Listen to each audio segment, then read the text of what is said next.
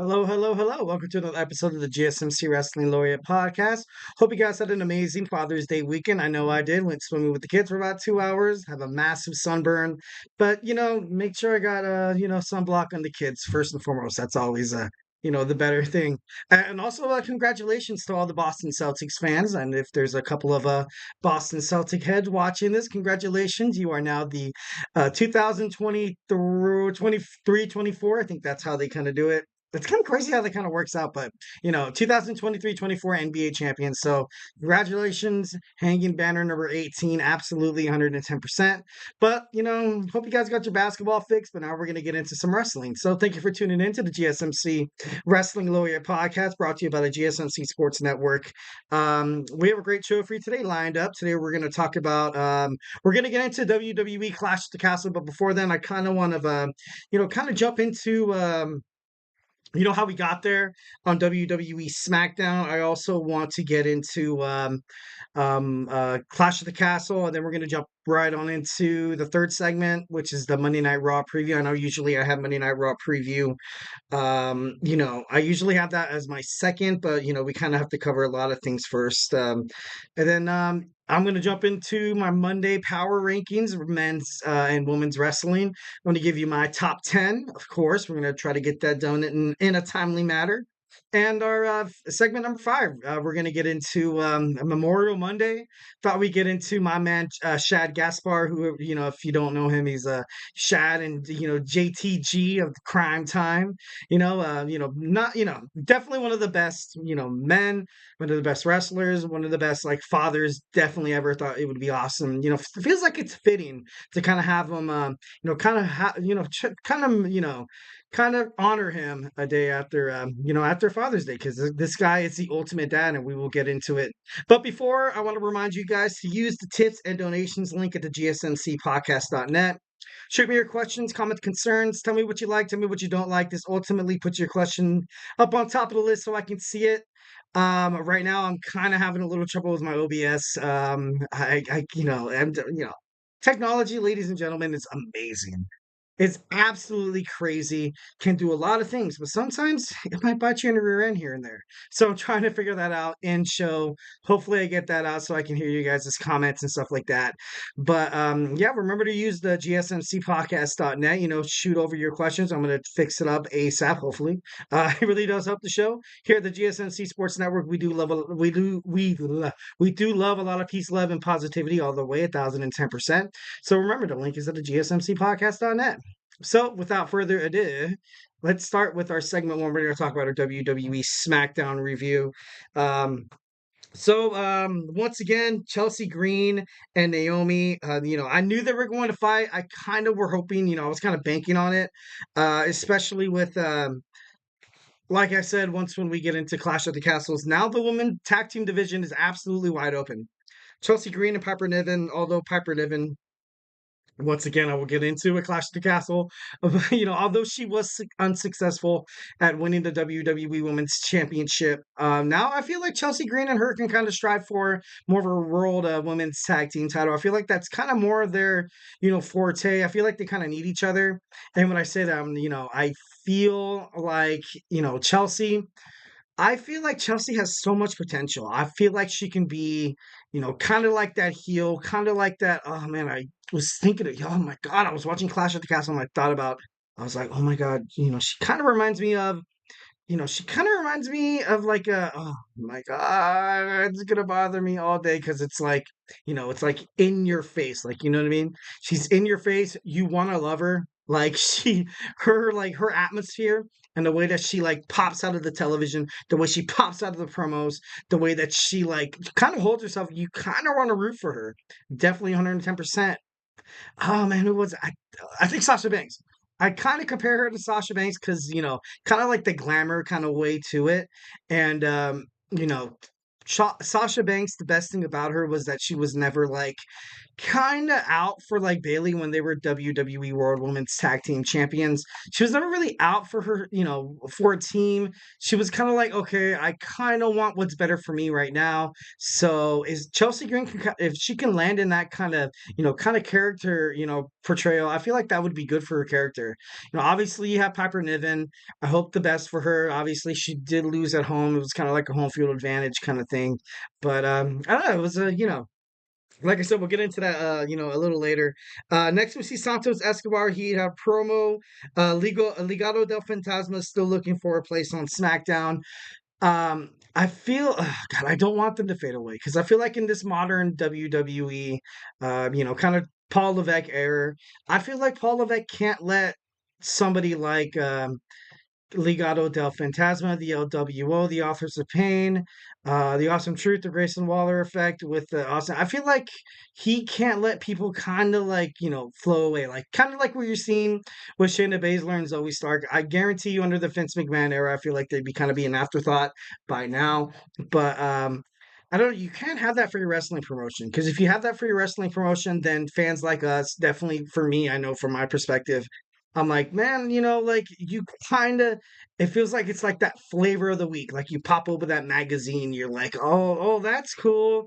And then like 2 weeks later, you're just like, oh, okay, oh man, how to work a better, how to have a better home gym. Like, you know what I mean? Like, and it just like, then they just like kind of disappear, thus kind of destroying their career. So I feel like under the Triple H, Paul Levesque era, I feel like everyone's going to have a title. Everyone's going to kind of have kind of have a place in the storylines and stuff like that. Well, that obviously, 110%. I feel like that's what I kind of want as a wrestling fan because I hated watching promotions where you would have that guy as like the squash match, whatever, or kind of like Braun Breaker, kind of like what Braun Breaker is now with WWE, which I really, really, honestly did not want for him. They said they're going to change his character. It's been rumored, it's been reported, so still working on trusting that. Next, we have the Grayson Waller effect. You kind of see a wedge. You kind of see a wedge between Grayson Waller and Austin Theory. And honestly, I feel like if you're a WWE fan, Austin Theory, he kind of was, he was kind of done wrong by WWE. And not wrong, like as if like in the worst way ever, because he was Vince McMahon's last guy. That's what, obviously that's what's been, reported and stuff like that. He was Vince McMahon's last guy. And it would just be so amazing if he found, we all knew it.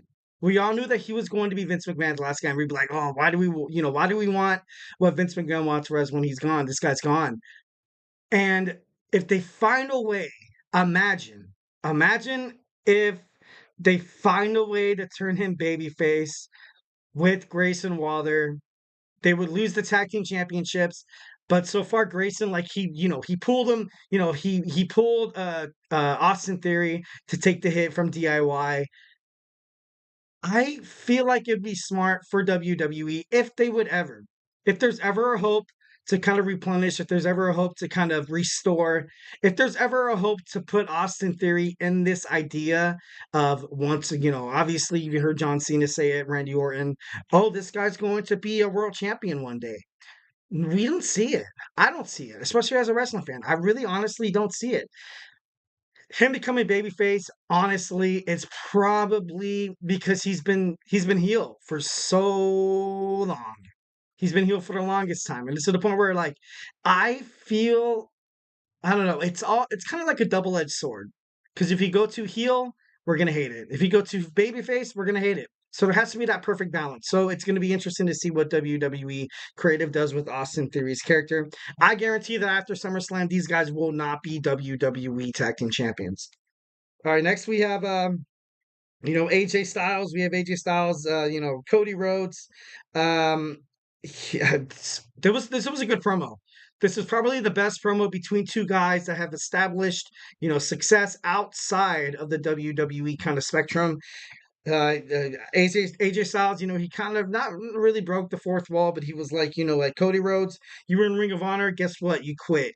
You were in AEW, a promotion you built up with your boys and you quit. And you're in New Japan Wrestling, and guess what? You quit.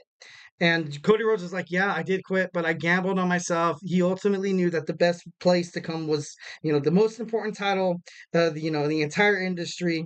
He pretended like it was, I don't know. And then he said you pretended to be Mark Henry for a night, and I was like, "Oh!" Like I thought that was pretty cool. I definitely loved, the American Nightmare, Cody Rhodes showing us that he could kind of be. I don't want to say that word. He can kind of be, we'll G rated, kind of be mean. You're such a meanie. Like, obviously, in adult terms, you'd be like, man, that guy was a giant, but I don't know. I just feel like it's nice to see a different side of Cody Rhodes. Definitely, I know there was kind of contemplation on maybe Cody turning heel because right now, I guess according to reports, I think it was Ringside News. I read an article that said that honestly, Bailey and Cody Rhodes are kind of boring champions. They're kind of better chasers as they are like, kind of holding up a company, so to speak. So, that's kind of something to read into because that was something that I was kind of, acknowledging because I was like, honestly, if you look at Cody Rhodes and if you look at, his WWE title reign, if you look at some of the superstars on SmackDown or Raw that might be able to challenge him, might be able to kind of, put down the, his story, so to speak. I don't think there's really anybody. It's kind of crazy. It's kind of nobody except Roman Reigns. Except Roman Reigns. Obviously, you kind of did have this thing with the Bloodline and Solo Sikoa, but don't want to get into that right away. But I don't know. It was kind of crazy. Very, very crazy. So another thing that I kind of anticipated from SmackDown, you lost Ricochet. They did have a WWE Speed kind of promotion exclusively on X. But I feel like without Ricochet, I don't feel like Speed is worth watching. And I'm not trying to sound, cynical. I'm not trying to be not trying to be a jerk and kind of crap on anything that the WWE does without Ricochet. But I hope they're in contract talks with him. I know that he's been written off of WWE because of the whole Braun Breaker thing, slamming him through the windshield of a car. But I don't know. I just feel like but that's just my opinion. I feel like, from my perspective, I feel like WWE Speed was created for Ricochet because they kind of owed him. They owed him from the beginning. They owed them, I compared it over and over again. He was kind of like, he was very popular in New Japan Professional Wrestling, very very popular in the independent in the independent circuit. And he was this close of going to AEW. Obviously, he has a close friend with Osprey.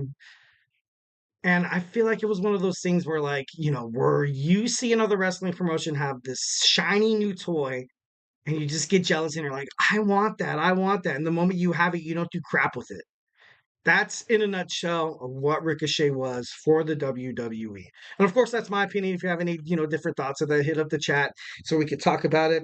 Moving on, so we had Queen Nia against Mi Chen. Nia was able to pick up the victory. Kevin Owens with the Latino Heat shirt. I saw that with with the Eddie Guerrero show. With the Eddie Guerrero shirt, absolutely love that. I like how Kevin Owens is kind of like.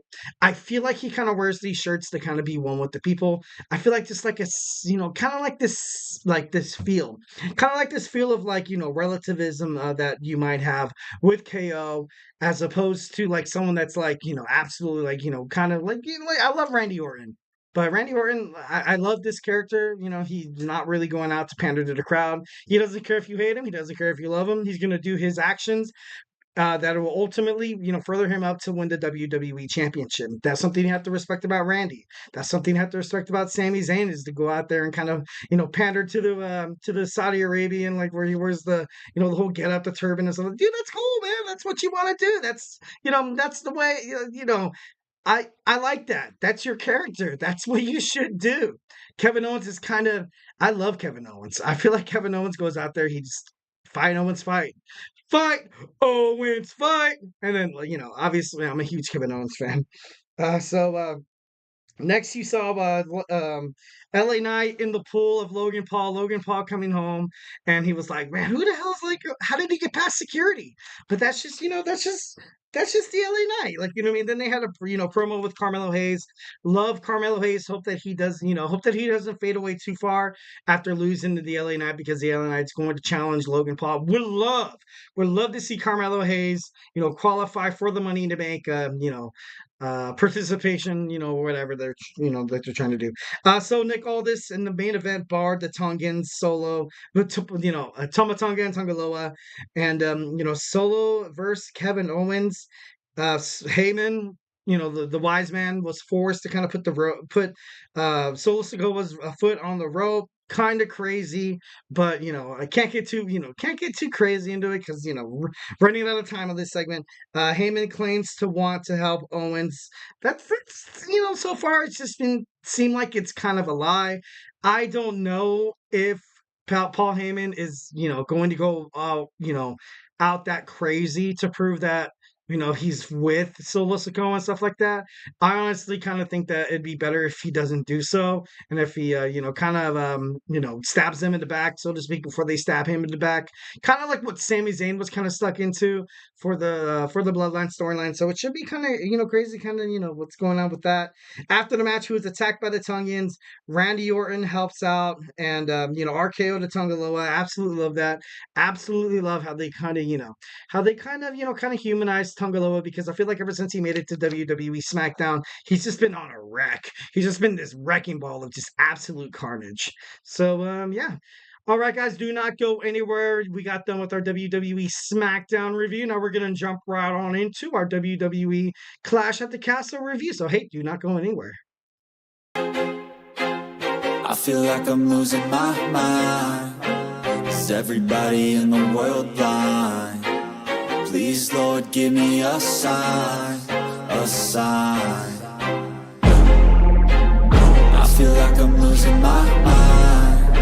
Is everybody in the world blind? Please, Lord, give me a sign, a sign.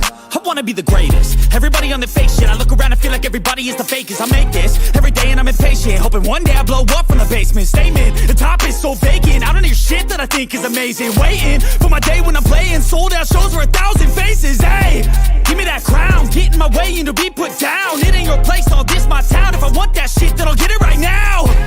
I'm losing it, the noose it fits. I'm losing shit, a stupid myth. You choose to live or choose to dip. You choose to fight or lose your grip and lose a gift. I feel like I'm losing my mind. Is everybody in the world blind? Please, Lord, give me a sign, a sign. I feel like I'm losing my mind. Is everybody in the world blind? We are back with the GSMC Wrestling Laureate podcast, brought to you by the GSMC Sports Network. Just to kind of reflect on what we talked about. First and foremost, hope you guys had an amazing Father's Day weekend. Hope all you fathers out there had a good time, barbecue, drink some beer, relax, hang out with the kids, the wife, et cetera, et cetera. And, happy Father's Day all around. Once again, the Boston Celtics are the WWE champions. See what this podcast has me doing? Definitely. Like if I ever make it in ESPN, if I ever go up to the podium and be like, I would like to congratulate Boston Celtics on winning the WWE NBA. Just kidding. No, definitely. Congratulations to all you Boston fans out there. And segment one, we talked about our WWE Smackdown review. Now we're going to get into our WWE Clash at the Castle review as well. So yeah, before we get started with that, I want to remind you guys to use the tips and donations link at the GSMC podcast.net.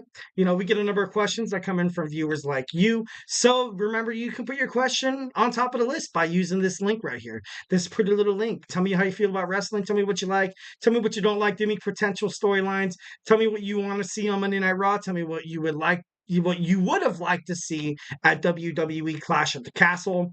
Obviously, very, very something about wrestling that that NBA fans and Major League Baseball fans and NFL fans. And, don't get me wrong, the spirit of competition, but just it's so subjective. It's like sometimes you can you can look up stats. You can look up stats on what happened at PLEs and pay-per-views and stuff like that.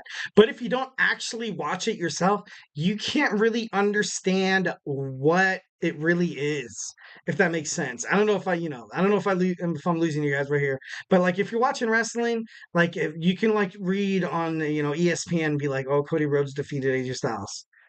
Okay, that was very broad, but there's more than that. There's the style of wrestling. There's the way he panders to the crowd. There's the way he holds himself within a match.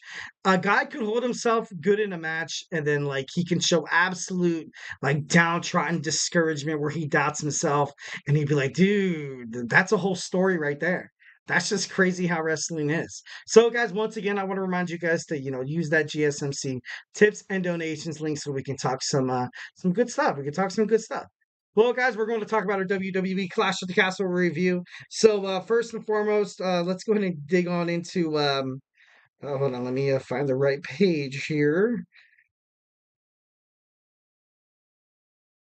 Apologies, sorry. No, like, I should add this on my, I got this on my notes. First, we're going to talk about Bayley. Bayley defeating Piper Niven for the WWE Championship. Kind of knew this was going to happen. Kind of knew that, I feel like this was kind of like not like a squash match or whatever, but, Bayley ultimately needs a little more credibility, kind of like what I was talking about before. With her kind of being that boring champion, Piper Niven was I don't want to say set up to fail because that sounds, kind of mean, but she was in her hometown. She went out there. Obviously, win or lose, you knew for her that this was going to be a major, major, major match for her to kind of remember for her whole entire career. I bet family, friends were there. That's cool. That's cool. She put on one hell of a match against Bayley, came damn near close, but Bayley did what she did to kind of win. When I say kind of win, because you had to know that Bayley was going to win. You had to know Bayley was going to win. Piper Niven was, I'm not saying she was less deserving of this championship opportunity, but once WWE, they like to pander to the crowd, like when you saw Mansoor win the greatest Royal Rumble ever, or kind of like where you saw Jinder Mahal like facing, like it's just. And it's smart. It's just business. It's just business. And Piper Niven wasn't more or less granted a shot at a championship. She was more or less granted a shot that, hey, like, you could do a lot in this company. So don't ever discourage yourself.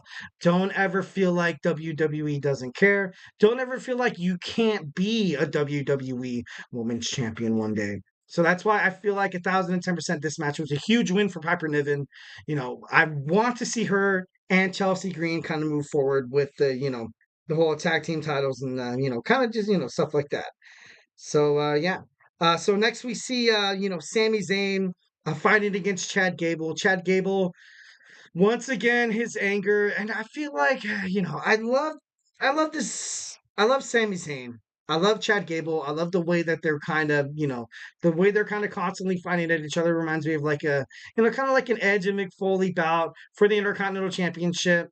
But, and I say Mick Foley because I don't know why Sami Zayn reminds me of Mick Foley so much, but I know it's point too much for something needs to happen between Alpha Academy and Chad Gable because the same stuff keeps happening over and over again.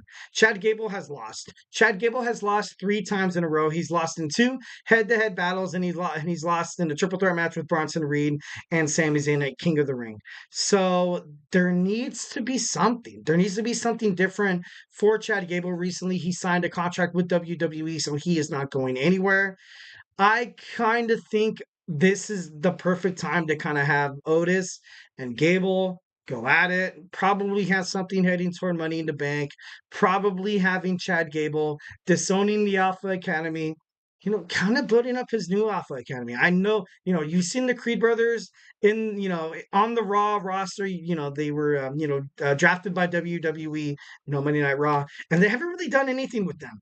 So, like, WWE Creative, if you can find a way to, have the Creed brothers, I feel like if they turn heel, that would be, kind of like where you saw Shelton Benjamin and Charlie Haas at the greatest tag team with Kurt Angle. I feel like once these 3 guys are together, there's no doubt in my mind that they're going to make a huge impact within WWE. Chad Gable, I feel like should be, if this happened where he created a new Alpha Academy with the Creed brothers, and if he won Money in the Bank, I feel like that'd be awesome for WWE. I feel like that'd be great. Chad Gable's a huge, he's a very complex competitor. He has, a built-in crowd around him. Obviously, if you're an Olympic wrestler, they automatically respect you. He, kind of reminds you like Kurt Angle kind of thing. So I feel like the best person to hold the Money in the Bank would, obviously I kind of have, thoughts on Drew McIntyre, but Chad Gable he's also up there as well. Because if Chad Gable, I feel like if he doesn't have a good storyline, I'm talking after the whole Otis thing, after him and Otis go at it, probably at SummerSlam or Money in the Bank, I don't want his character to die. Like not like that, but if you're with me as the wrestling crowd, I just don't want I just don't want his character. Because I feel like they've done such a good job with Chad Gable. Obviously, you had the Shorty G thing going on that didn't really work out. If Shorty G was still in WWE, he probably would be out of a job. So. That was, but that's just my opinion. All right, next we have Damian Priest. Damian Priest against Drew McIntyre for the WWE World Heavyweight Championship. Kind of, not spending too much on this. There's a couple of things that I kind of, kind of thought this was going to happen. CM Punk was going to get involved. Duh. Damian Priest can't win a championship match clearly because I feel like WWE thinks that the WWE universe don't really trust him as a champion. Duh. We've kind of thought of that before. And it's not that it's Damian Priest. It's not that it's Damian Priest. It's just I feel like, wrong time. Him winning the Money in the Bank championship was great. He can't win a match without any interference, especially against Drew McIntyre.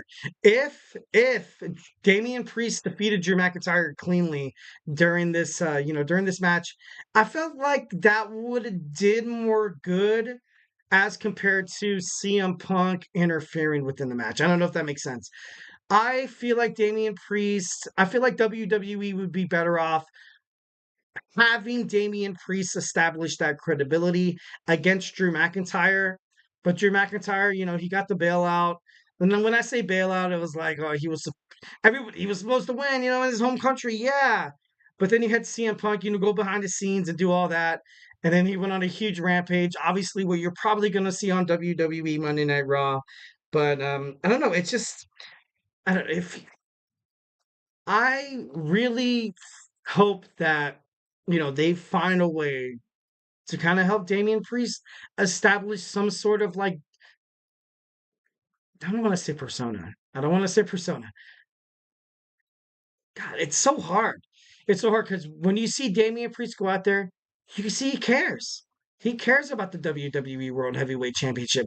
He wants to be better. He wants to be more than some bridge champion. I can honestly say, as a WWE fan, but that doesn't sound right as well. Oh God, I'm just all over the place, guys. I apologize. Um, if Damian Priest loses the championship before Cody Rhodes, I could see Damian Priest's character kind of falter to maybe an intercontinental champion kind of thing.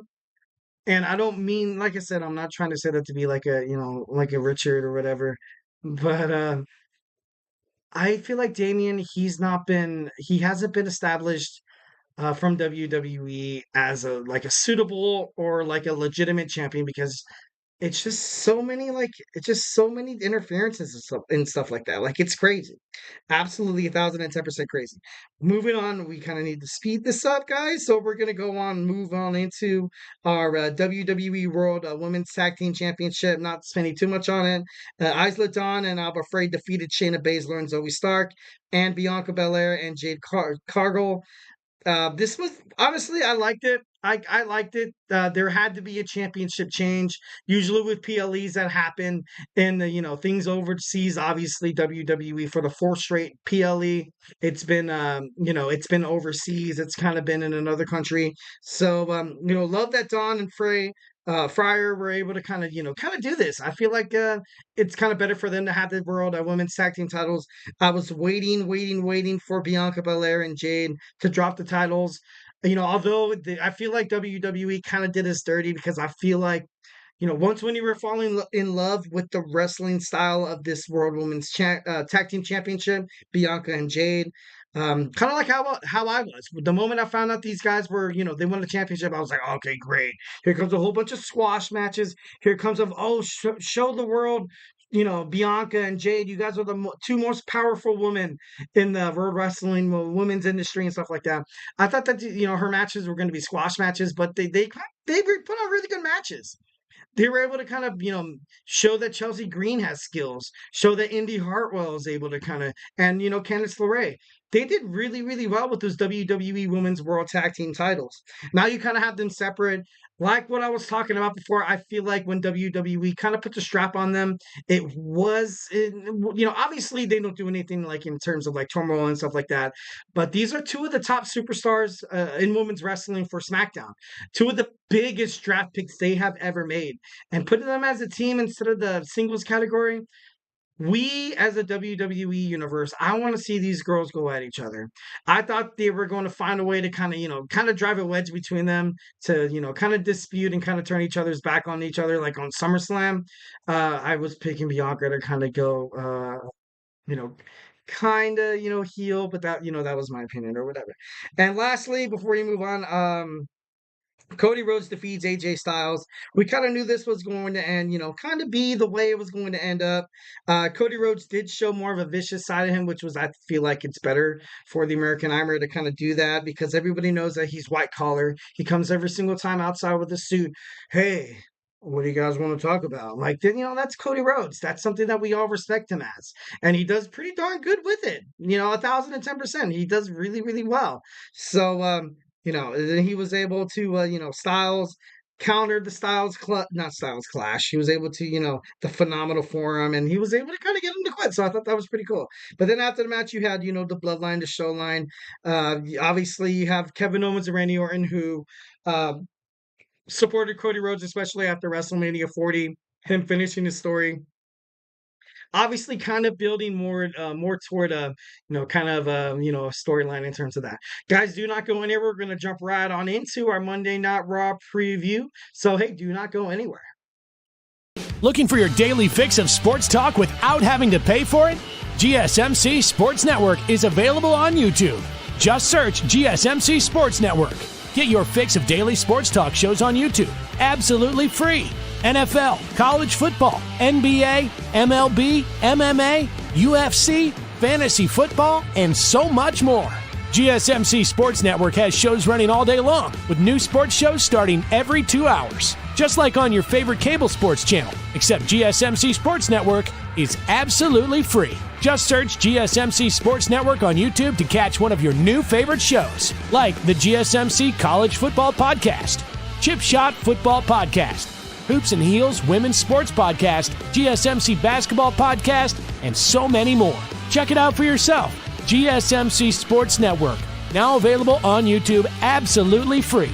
Search GSMC Sports Network on YouTube right now.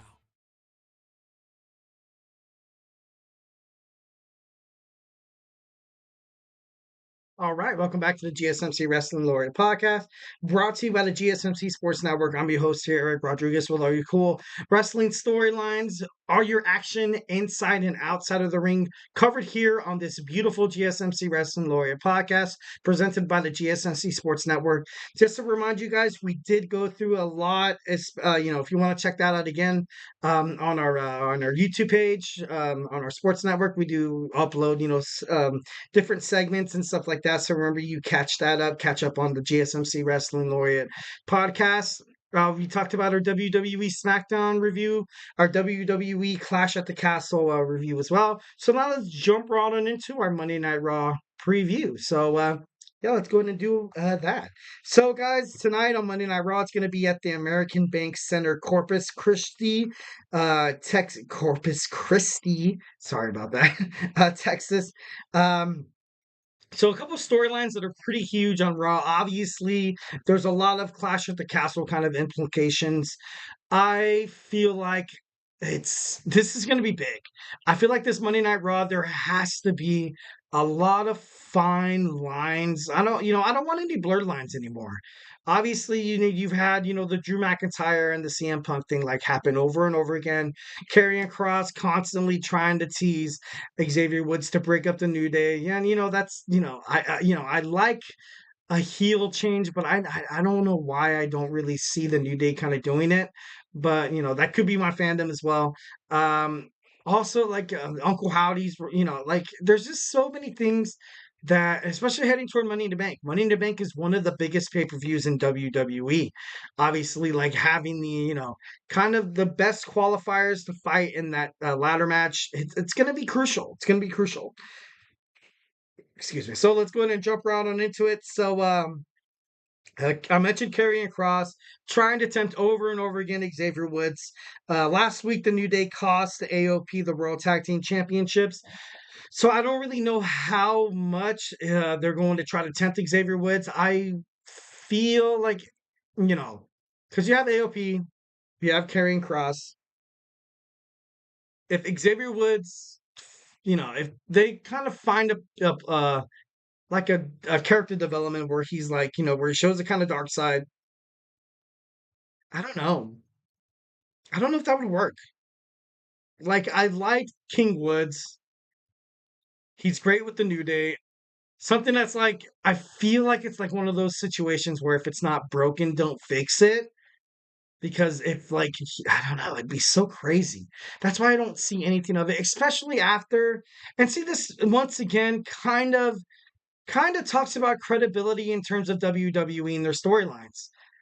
If AOP did go to NXT to win the World NXT Tag Team Championships, or if Final Testament actually did something under Karrion Kross, but right now they've just been floating around, kind of like where you have Legado del Fantasma. Like, and I don't know if, I'm, comparing apples to oranges here, but these guys, like, they're never given opportunities to kind of be like, oh, this is some badass group. These bad guys can do crazy things. They're winning matches. They're not. They're cutting good promos. They're not. They're getting title opportunities and winning them. They're not. So this is like one of those things where I don't believe in Karrion Kross. Thus makes me to believe that you can't do with Xavier Woods.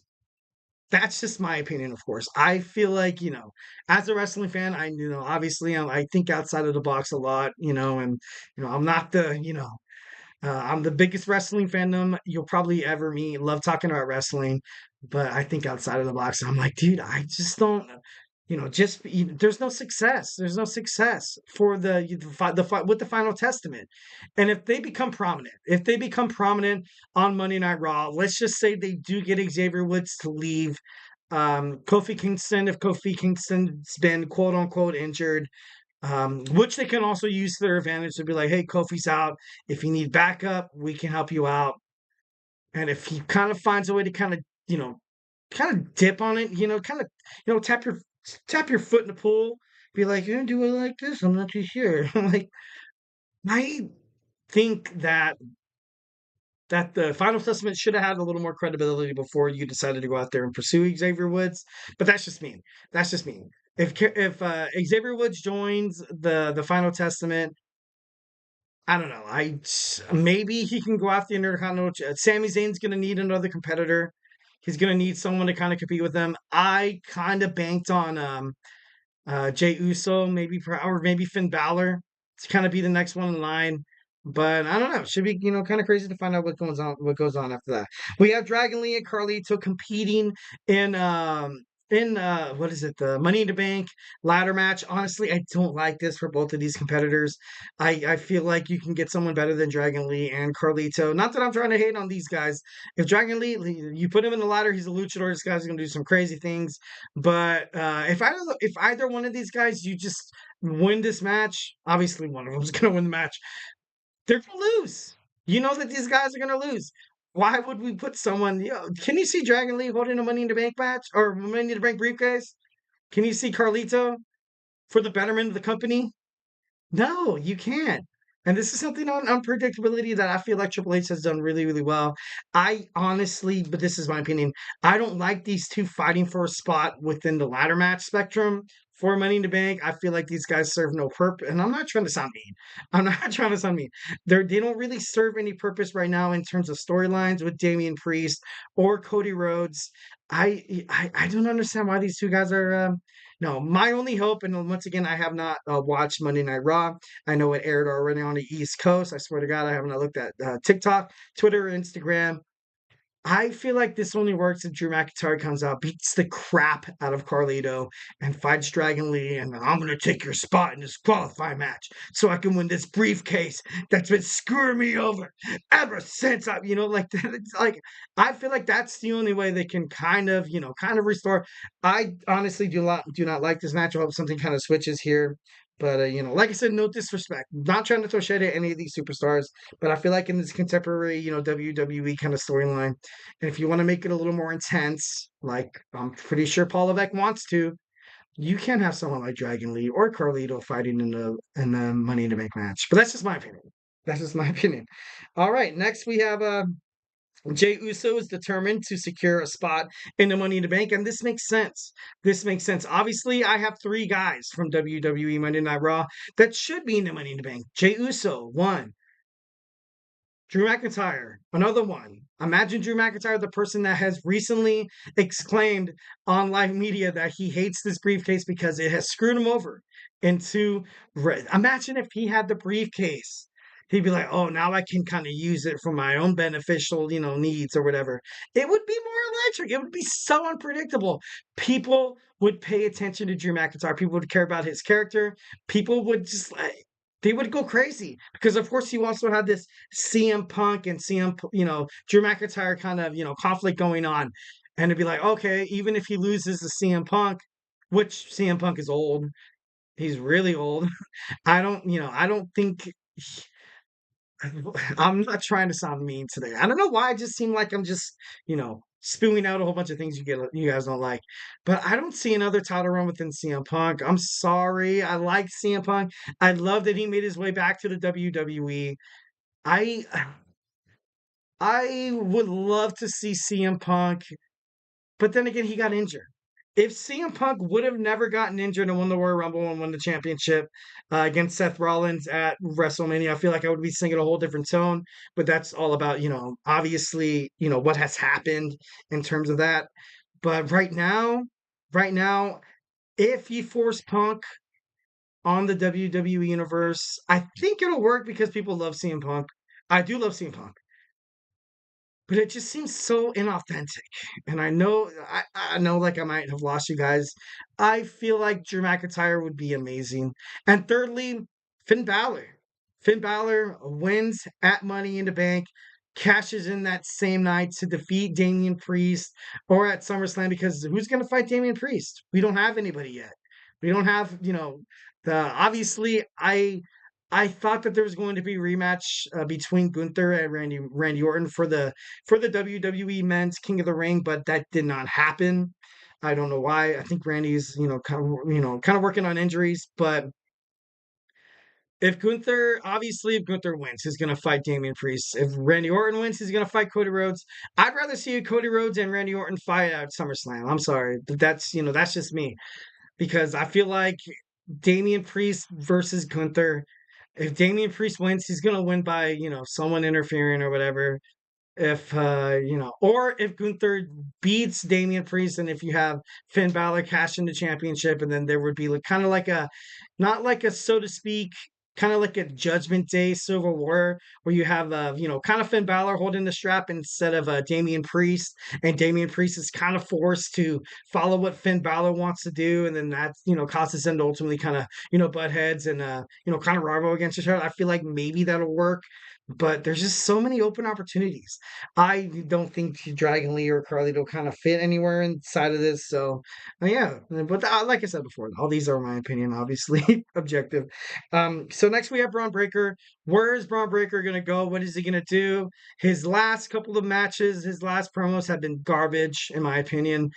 I feel like they should have done a lot better.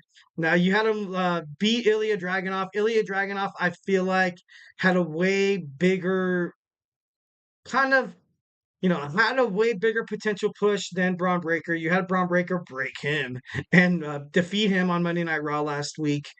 And no, it's just crazy. In terms of WWE, I feel like they're kind of failing Braun Breaker in terms of this because I feel like he can ultimately be part of like a, kind of like a great storyline, be part of a great maybe like a great faction or whatever. I'm not sure if he's going to be the next one to join Karrion Kross, and then they all, but then that doesn't make any sense. See, that's why WWE fans are, very skeptical. They'll see something to be like, really? Really? Like, that doesn't make any sense. We don't want to see that. So, obviously it should be interesting. Drew McIntyre declares himself in the Money in the Bank position. I think that's yes. I heard that, in an article. I feel like that's kind of his best bet.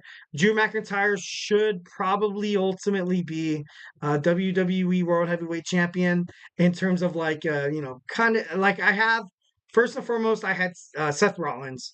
Then you have CM Punk. Then you have Drew McIntyre, and then you kind of have Damian Priest. Maybe that's why, like, maybe I have kind of have the mad on for Damian Priest so much, and like I'm a huge Damian Priest fan, but I know, like, kind of like his, they were trying to turn him into like a baby face, which he cannot be unless he is, kind of screwed over by the Judgment Day. But I don't know. I just feel like WWE can do a way better job with some of this creative ideas flowing toward the WWE World Heavyweight Champion. And then CM Punk. Is CM Punk going to be seen tonight?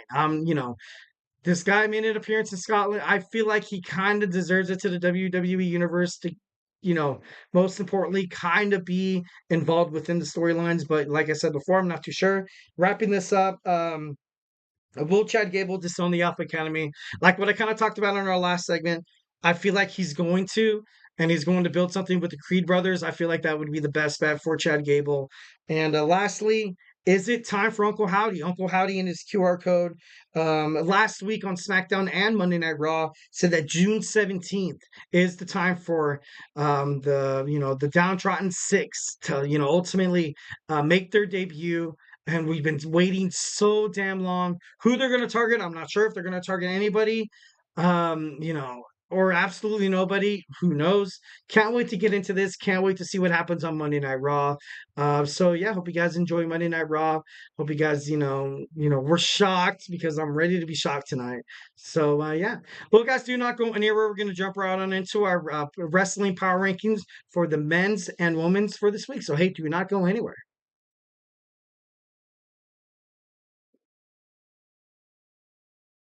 For the best and latest podcasts available anywhere, go to the podcast app on your cell phone and type in GSMC to access free content-rich podcasts on health and wellness, book reviews, sports, entertainment, relationships, social media, movies, technology, finance, and even weird news. Subscribe and download the GSMC Podcast Network's family of shows, available everywhere podcasts are found.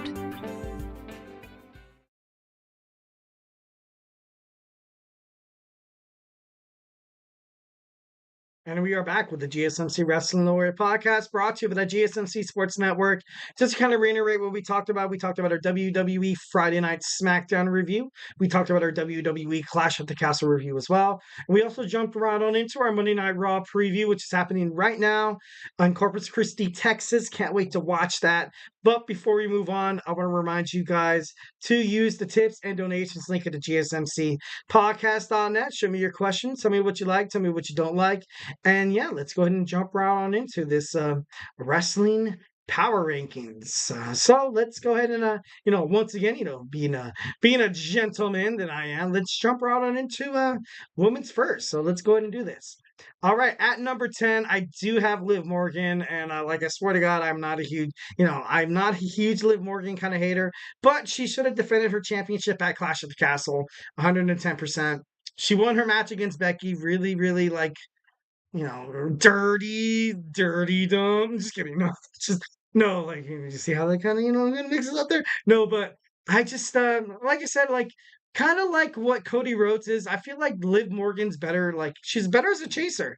She's better as a chaser for the title. The moment she has the strap, I feel like WWE kind of knew that we're like, oh, like we have to do something with Liv. We have to do something with Liv.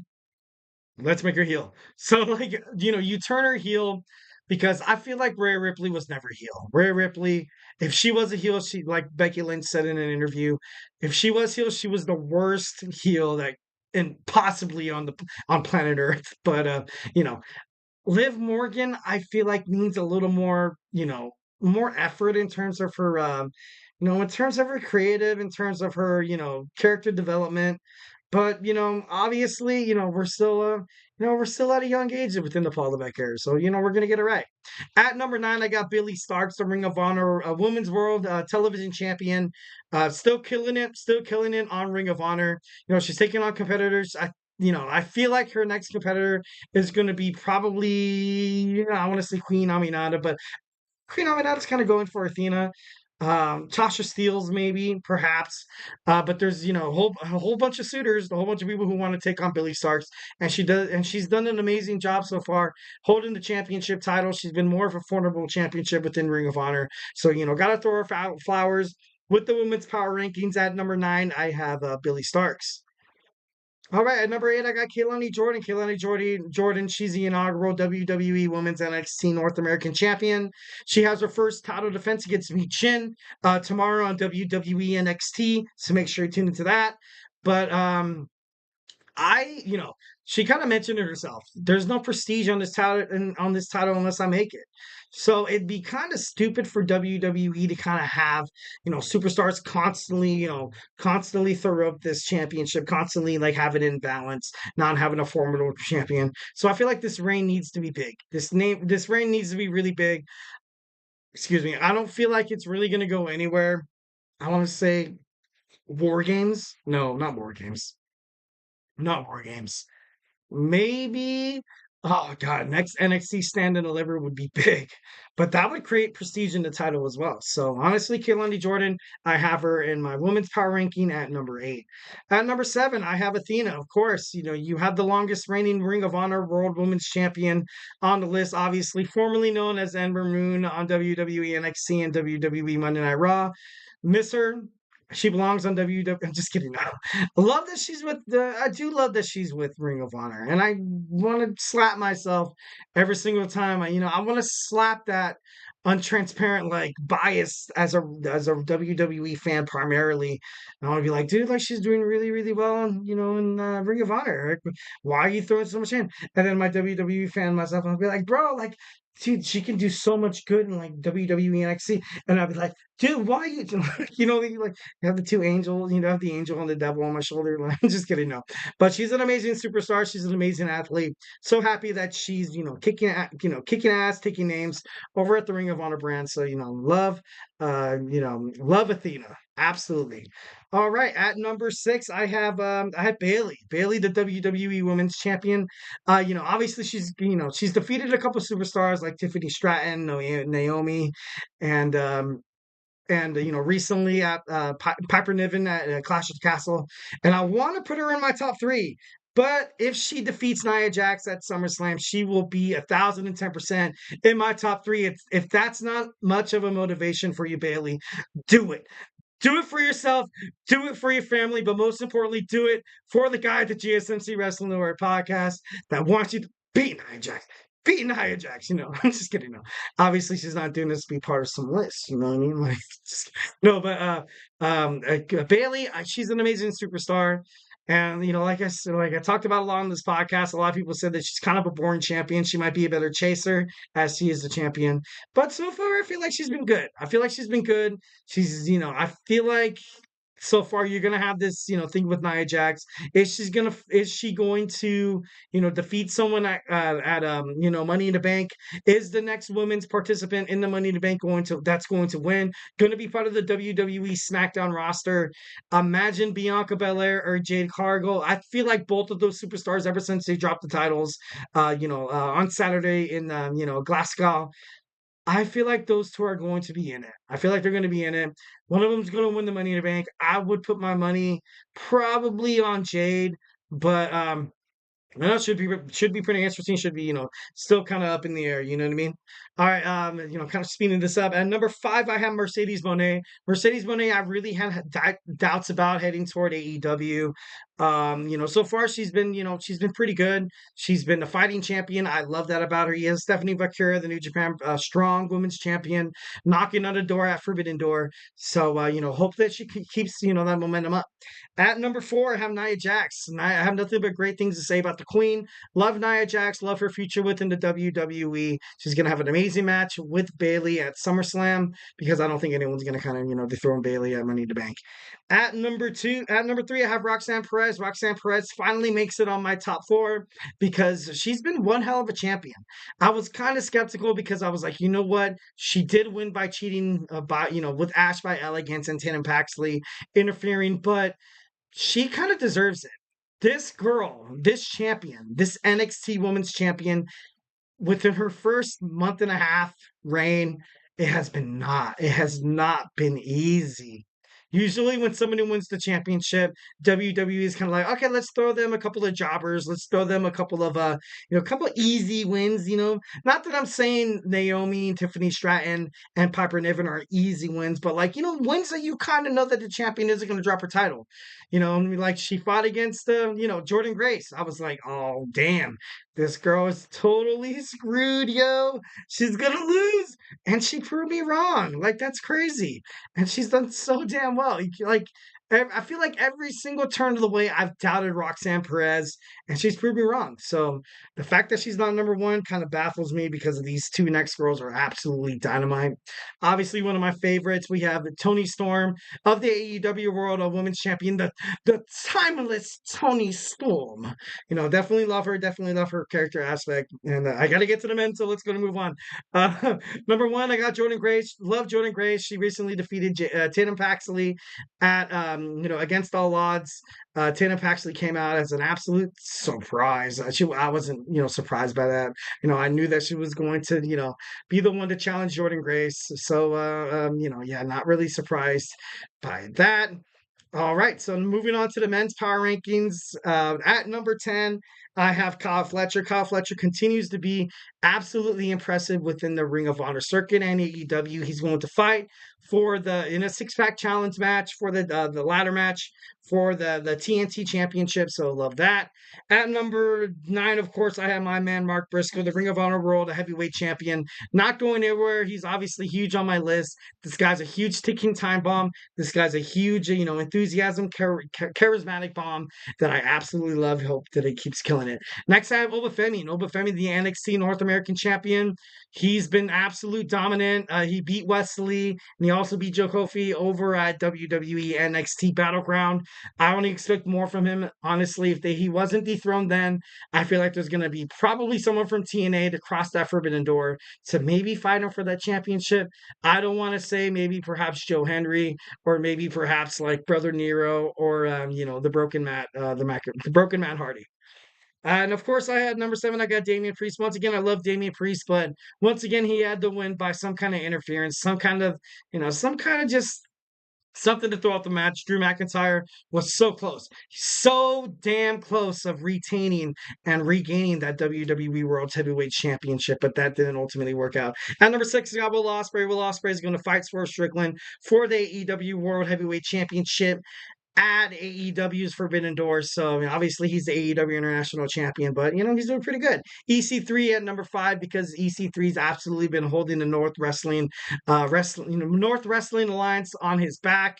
He's recently been. I had a chance to see him in Lake Elsinore.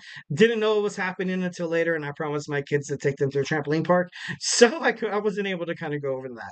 At number 4, I got Jon Moxley. Jon Moxley, the IWGP Champion, still killing it. No one's gonna. This guy's untouchable. He's definitely one of the best champions within the spectrum of New Japan Professional Wrestling. Also, the All Elite, wrestling with that. All right, and the next we got Trick Williams. Trick Williams, the WWE NXT Champion at number 3. feel like I don't think he's gonna lose to the guy who wins the 25-man battle royal. I honestly don't. Obviously, I kind of like had speculation that it was going to be perhaps Joe Henry, or is also going to be Jeff Hardy. I don't think right now any any NXT superstars really has a chance to kind of dethrone this guy. Yeah, honestly, my pick is Trick Williams. All right, at number two, I have AEW World Heavyweight Champion Swerve Strickland. Absolutely love Swerve. He's one of the best, kind of AEW World Heavyweight Champions we've seen in kind of like my time.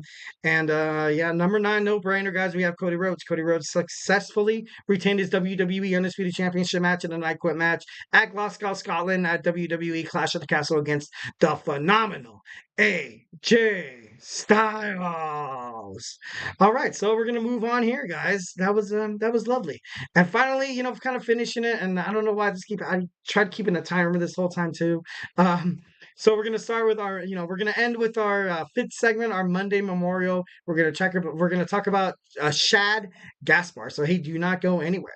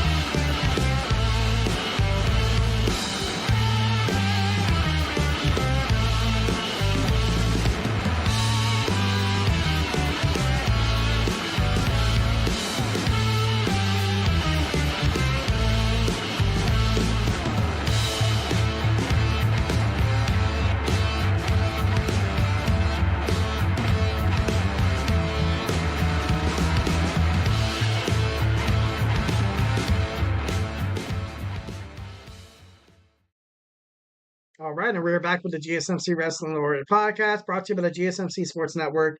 And our last or fifth and final segment, we're going to talk about our Monday Night Memorial, Shad Gaspard. So let's go ahead and jump right on into that. Running into overtime once again, as always. I apologize for that. But yeah, let's jump right into our Shad. You know what I mean? So Shad Javier Gaspard, born January 1981. He obviously, he passed in May 17th. 2022. He signed with WWE in 2023 with the Ohio Valley Wrestling. He's a two-time Ohio Valley Wrestling Southern Tag Team Champion, obviously with JTG as a part of Crime Time. In 2006, they were promoted to the main roster. They were actually released the following year. Crime Time returned in 2008. Gaspard was officially released from WWE in 2010. After the WWE, he pursued an acting career. He was in movies and television series and the likes of Think Like a Man 2 was a great movie. Love that movie. Great Get Hard with Will Ferrell and Kevin Hart. The Game, From Dusk Till Dawn, the series. He was awarded the Warrior Award at the WWE Hall of Fame in 2022. He was born in Brooklyn, New York at the age of 8. His father trained him in boxing, judo, kickboxing, and Muay Thai. Damn, that's pretty cool. I wish I was trained in all that. Instead, I was, taught to be a good little church boy. I'm just kidding. No, just kidding. No, I played a lot of baseball. And played a lot of football, basketball, all that, He was in competitions. He was in competitions that featured people of the age of 20 or higher, and he was only 16 years old. That's crazy. How could somebody do that? Obviously, he looks like a big dude. This guy looks like he would absolutely destroy anybody inside of a combat sports kind of spectrum. So, obviously, highly talented. You even saw it in the ring. I remember watching Crime Time, kind of growing up Crime Time, of course, with the whole, this isn't a political podcast, so I'm not going to jump right onto that. But This the whole, crime time thing was a little like, eh. But no, these guys did what they had to do. These guys did with what WWE gave them, what WWE Creative kind of gave them. But, I feel like they did good. I feel like they were doing really good. Obviously, in their debut, they did beat the Spirit Squad, the WWE Tag Team Champions. That's kind of crazy. They beat Johnny and I think it was Mickey. These guys should have been the WWE Tag Team Champ, not some kind of and it's so much wasted talent back in the day. Like I don't know. Obviously can't get mad at it now. I was always taught to kind of forgive and forget. you but as a wrestling fan, I did feel like we were robbed of Shad and JTG because I feel like they were great superstars. I absolutely loved them as a tag team. Once again, Crime Time wasn't really my forte, but anything besides that, I swear to God, these guys were great. Um, I feel like they were loved in the locker room. It was, there was reports saying that these guys were absolutely, it was comfortable. Obviously from Ohio Valley Wrestling, you've had to have had a bunch of training. Obviously, head to toe buttoned up. And that's something that Shad and JTG kind of accomplished there. And, the fact that they were kind of like from WWE is, I feel like, kind of like a huge mistake. But, it is what it is. And, all that in a bag of chips. Also, Shad, he also wrestled in the Professional Wrestling Alliance in the Jersey All Professional Wrestling, also in New Japan Professional Wrestling. So he, kind of absolutely, killed that. The reason why I kind of brought this guy up is this guy is an absolutely amazing human being.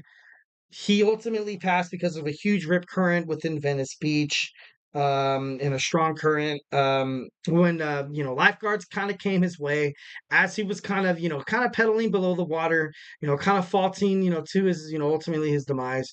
He, he brought up his son and he, wanted the lifeguards to kind of save him the most. Ultimate dad thing, ultimate dad respect, the best thing a dad could do. Honestly, one of the best dads in the world obviously needs to be, acknowledged today. We acknowledge my man, Shad Gaspard. 1010%. He went missing. You had people like, I think it was Chris Masters, and a couple other superstars that actually were, that were very worried about Shad. Great man, great father, great human being. And ultimately, it's kind of didn't really work out. He was missing for the longest time. You know, he was eventually found, obviously, passed away in Venice Beach in, May 17th of 2020. But, he saved the son, has a lot of great accomplishments. Wish he would have been better in WWE, but you couldn't really blame him for that. That's, WWE creative. Well, I'm not trying to throw any shade or anything like that, especially talking about a memorial segment. But what I kind of wanted to get from this is, coming from this Father's Day weekend, when you're spending time with the person you love the most, your dad, who's loved and raised you, or you're barbecuing, having good food, sharing a toast, you know, some fathers, they passed. They passed. But doesn't necessarily mean that they, didn't do their job as, he left the legacy. Left the legacy definitely for his son, who was an amazing human being, to his wife as well. 1010%. And like I said, I don't know why I like ending Mondays on Memorial Monday, kind of segments here. But kind of what I wanted to get done. Kind of wanted to get through it that Shad, Crime Time, him from tagging with JTG, him from entertainment. Like I said, I've watched Think Like a Man too, and it was a great movie. I think he was the boyfriend. No, he did a really good job, and it was unbelievable because some superstars that jump from the WWE ring to features, sometimes it's a little skeptical. Obviously, when the Miz was kind of on the Marine, I was like, I'm gonna, I was kind of hoping to see John Cena again. But obviously, you kind of have the Miz and Misses where he, but that's because he's playing himself. It's not really like such of a action or a Hollywood kind of role here. But definitely 110%. The life that Shad, he passed away 19 years old, very, very, very young. No doubt in my mind that he probably would have made his way back in the WWE spectrum I would have loved that. I would have absolutely loved that. And we were robbed from this beautiful man. We were robbed from this amazing father too soon. Hopefully he's well, not hopefully. I know he's up in heaven right now, at the pearly gates, enjoying all the perks you have from being an amazing human being on this God-given land called Earth. So, love Shad. Hopefully all's well with his family and stuff like that. So, we lost a good one too young. Lost a good one too young. Well, guys, that's all I got for you today. Thank you for tuning in to the GSMC Wrestling Laureate podcast, brought to you by the GSMC Sports Network. Your support means a lot to us, so please remember to Superman punch that like and subscribe button to the show. Leave a positive review. It really, really, really, really does make a difference. Here at the GSMC Sports Network, we do love a lot of peace, love, and positivity, baby, all the way. We also invite you guys to follow us on Facebook, Twitter /X, and TikTok and Instagram for more content and updates. Make sure you tune into the GSMC basketball podcast tomorrow. They're definitely, my boy Nelson talking about the Boston Celtics winning the 2023-2024 NBA championship. And if you're not a wrestling fan, or if you're not a basketball fan, we also have fantasy sports with my boy Chris. We have the Andrew Tate Show. We have the Women's Hoops and Heels Sports Podcast, your one-stop shop for everything women's, the Olympics, golf, tennis, you name it, MMA, all that in a bag of chips. Also, we have my man TJ and Jeremy on sports. We have the Chip Shot Football Podcast with Manny, also the football podcast with Kenneth, the baseball podcast with my man Sam. I was on that podcast once, and it was pretty damn fun. It was pretty darn cool. So make sure you guys check into that. We have sports and sports and sports. We have the hockey podcast and the golf podcast with my boy Garrison. And, be a part of this GSMC Sports, bloodline that we love so much. You have a whole bunch of passionate, podcaster that's going to give you guys all the updates, going to give you guys all the cool factoids. It's going to tell you guys what to watch, how to watch, and what to kind of look forward to in terms of the world of sports. But most importantly, it's free, dog. It's absolutely free. We're not like ESPN or Fox Sports. Like, you guys can watch the GSMC Sports Podcast absolutely free. These guys are entertaining as hell. Wouldn't lie to you guys, 1,010%. So, of course, you guys love my podcast. Definitely. Make sure you tune into that as well. Every Monday through Friday, 8 p.m. Pacific, 11 p.m. Eastern Time. So, once again, hope you guys had an amazing Father's Day weekend. Absolutely love the heck out of you guys. And I'll see you. Hope you guys had a good Monday. I know Monday could be a drag. Hope you guys have your favorite snack, your favorite beverage. You guys are unwinding for a nice, good night's rest. So I will see you guys tomorrow on Tuesday. So, hey, stay beautiful.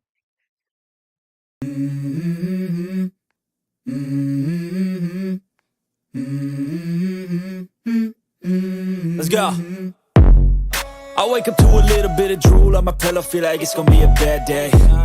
Yeah, I'm tired of shit, and the coffee ain't hit yet. Damn, ain't that great. I don't wanna go to